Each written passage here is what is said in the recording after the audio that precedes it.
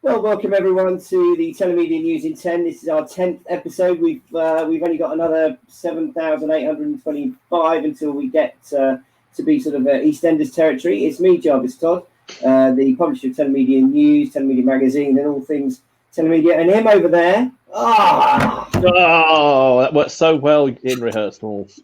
Our esteemed editor, the beard behind Telemedia, the hermit of all things Telemedia. He locks himself in a cave and he writes about Telemedia all day long. That's the kind of stuff that people are doing on their mobile phones, adding value to the network. It's the content. It's how we reach them. It's how we bill them.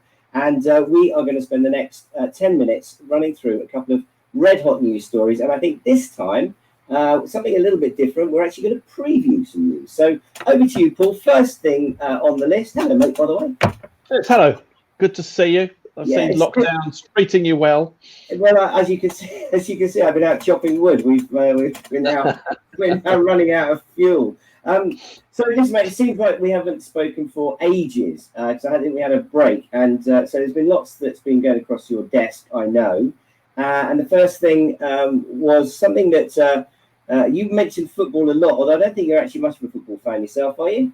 No, I don't mind a bit of football, but I'm not an avid supporter. My small son is very much into it, so I've had to take interest. But yes, but I'm quite interested in how football and sport generally is using or looking to use carrier billing, because obviously we've been waiting for something major, a major sort of sporting entity to really embrace carrier billing. In fact, he was alive last time we started waiting for carrier billing to come along, and just after the first lockdown, before our second lockdown, which we in the UK are now currently in, the Premier League started charging for one-off views of Premier League matches in conjunction with BT Sport and EE. They were charging £14.95p. One-off charged by carrier billing to watch the match, which we covered in great detail and with great fanfare. Sadly, due to fan pressure, because they've been used to watching a lot of these matches for free during the first lockdown, they are no longer running that service. However, it is an interesting story nonetheless, I think, and still worth talking about, because I think it has proved the point that someone like the Premier League is very much into looking at how to charge for one-off access to its content. Now, perhaps one-off access to one match, particularly in the current climate, isn't the one they want to sort of pursue right now. But I think it does open the gates for looking at a smaller price point for smaller parts of that, highlights, behind the scenes, all those sorts of things. So it struck me as a really sort of interesting story that we've talked about the potential for this many times. We've seen it now in sort of the Fishing Channel and with the National Trust and various other entities starting to use carrier billing to sort of entice people in. And it is really gaining use. And what I particularly like is that they dropped this particular use of carrier billing, but not because of any problems with carrier billing. It was to do purely with just the economics and fan demand for their matches. They want them for free. They can't go and see them live. They don't.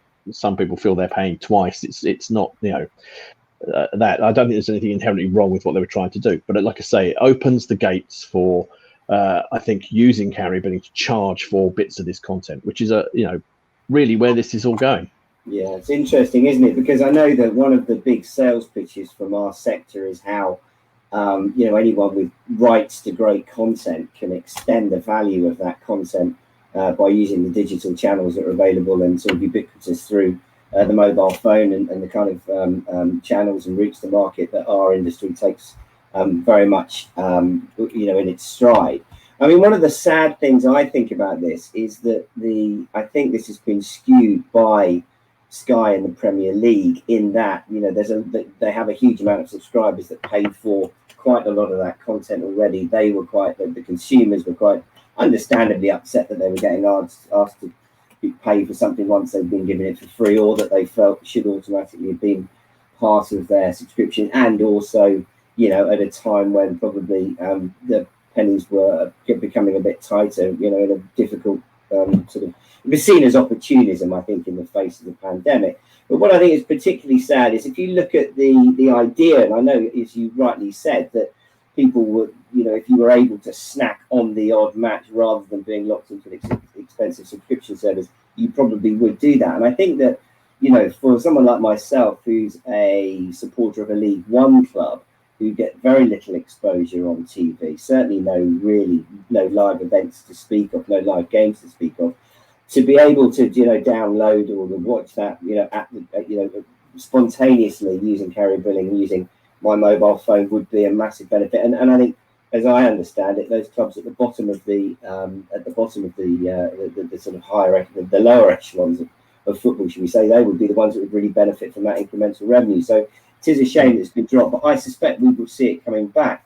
One other thing I wanted to just point out was that I probably, as you, have been spending a lot of time on the Telemedia 8.1 platform, where you will find some excellent content. And one of the latest sessions is entitled "How Do You Harness the Global Pandemic to Increase Revenues for Your DCB and VAS Services?" And that has been run by Julia DeMambro from Seriously Fresh Media and Features, Phonics and Sam Media. There's a point made in that particular session about how rights holders and football was mentioned, that in the sort of during the pandemic, consumers have had more time to view. They've dug a bit deeper into the kinds of content that they would like to be consuming. And in fact, there's been some really serious engagement with football, but for behind the scenes services and behind the scenes interviews and that kind of stuff. So, despite the fact that this story talks about, pay-per-view for a full match not being a viable anymore, not being something that the Premier League feel they can do, I think that the message seems to be that for football clubs in general, there are a lot of other services that fit very much into the sort of DCB telemedia world. I think that's a really interesting point about particularly the lower echelons of the Premier League or any other sporting league, is that this can generate incremental revenues for the leagues, for the clubs themselves, and put a lot more attention and interest and finance into the sort of more grassroots areas and levels of football. And I think that's one of the things that carrier billing really enables you to do, because you can make it as smaller charges as you want, really. And deliver a full match, parts of matches, behind the scenes things. I think for those dedicated little groups that follow football teams, that get smaller and smaller as you go further and further down the sort of echelons of it, it's a valuable source of income. So yes, I think it's off the table at the moment with the Premier League, but for pandemic based reasons, I think I'm glad they've tried it. I'm sure they will be back with it in some way. Be interested to see how that shapes up, I guess, probably in 2021. Yeah, and I mean, just also on that, and I know it's something that comes up a lot. I mean, I think one of the biggest problems seems to be that everyone's harnessed onto, certainly harnessed by they all seem to have the same online platforms now, and they all work on a subscription model. And as you've rightly said, there is a thing called subscription fatigue, and not everybody, is as passionate their football team that they want to subscribe for a full year, but they might just want that game. Or about anything else. It doesn't even have to be sport. I mean, it is sort of often that kind of thing. You think, well, I don't really want to have to subscribe to yet another sort of video streaming service or music service or news service. I just want to read, watch, enjoy that one piece, and I'll pay for it. And I would probably pay relatively, more per unit than a subscription. But it's that flexibility. And I think a lot of media companies, businesses, leagues, all sorts of things are missing out on a large amount of revenue from sort of occasional and one-off purchases. I think it's again a message that keeps coming through, and I think we're starting to see the beginnings of that being embraced, which is actually something we're coming to come on and talk about